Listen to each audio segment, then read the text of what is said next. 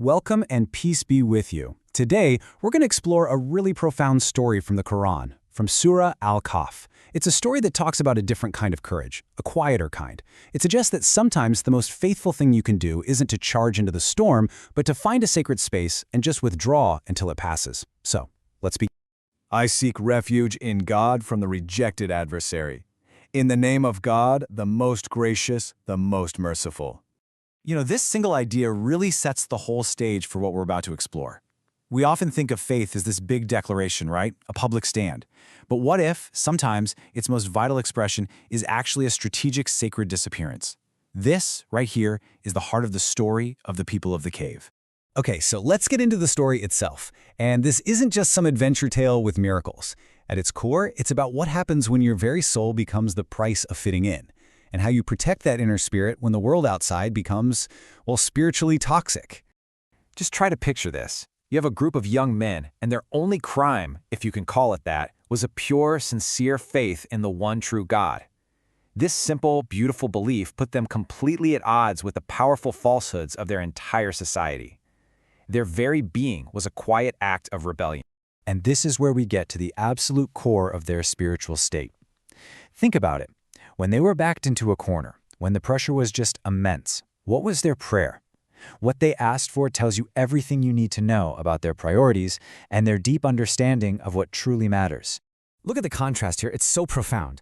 They didn't ask for what we'd probably ask for: escape, safety, victory over their enemies. No.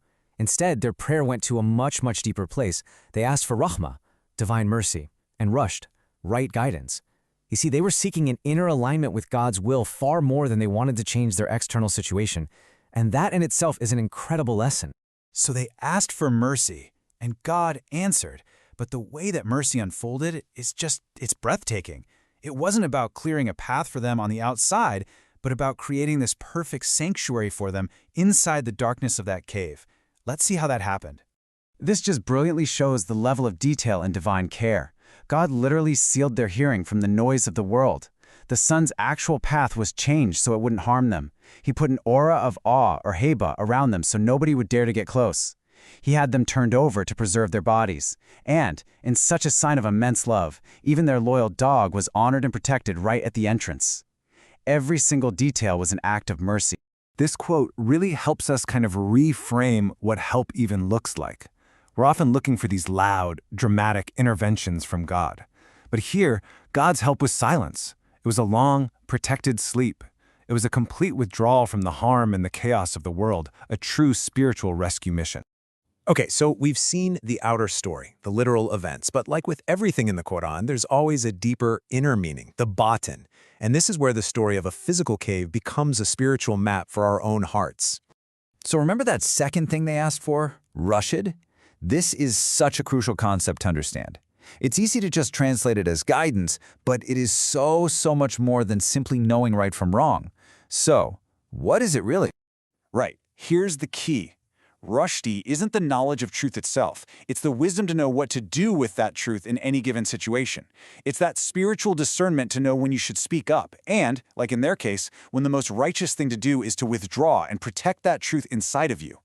The great master Ibn Arabi just nails it here. You can read every book in the world. You can know every rule.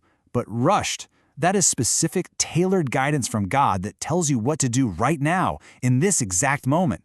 It's a mercy, really, that stops our knowledge from just becoming a burden or a tool for our own ego. So this is how the outer story perfectly maps onto our inner world. The physical cave becomes a symbol for the heart, our own inner sanctuary. That long, miraculous sleep represents a suspension of our own ego, our striving, and just letting God take over. And their physical departure from the city, well, that's a call for our own inner hijra, a migration of the heart away from everything that is false. And this beautiful line from the Sufi scholar Al-Qushayrī just brings it all home. The story isn't just about something that happened a long time ago. It's an invitation to us. It's about learning how to turn our own hearts into a protected cave, a refuge, where our faith can be nurtured when the outside world feels, well, hostile to it. So how do we actually do that? How do we take this incredibly deep lesson and apply it to our own lives, right here, right now? This final part is all about turning this understanding into a personal practice. Let's just take a moment and reflect on this personally. in our jobs, our friend groups, maybe even in our families? Where do you feel that the price of belonging, the price of being accepted, is to silence a truth that you know lives in your heart? And to go just a little bit deeper, what is that truth? What sincere belief? What part of your connection with God feels too fragile or too precious, maybe too vulnerable to just expose to the world right now? Just identifying it is the very first step to protecting it. So here are 3 practical steps we can take. First, try to build a daily cave. This could be just 5 minutes of silence, of prayer, of remembrance that helps you disconnect from all that noise. Second, practice asking yourself that crucial question of rushed. Is this a situation that calls for my courage or for a wise withdrawal? That discernment is key. And third, when you feel that pressure building up, turn to God with His name, Ya Hafiz, O the Preserver, the Protector.